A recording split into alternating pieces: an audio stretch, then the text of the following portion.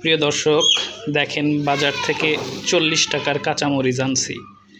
এখন দেখি 40 টাকার কয় পিস কাঁচামরিচ পাওয়া যায়।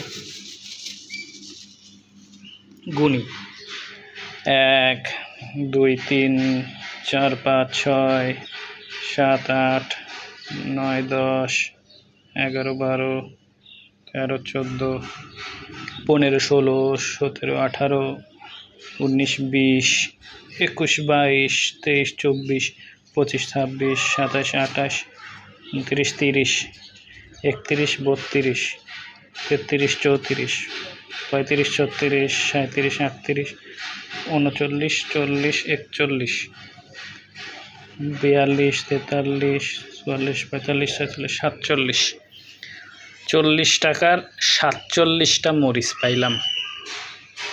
মানে ধরতে গেলে প্রায় 1 টাকা পিস মরিচগুলো 1 টাকা পিস পড়ছে।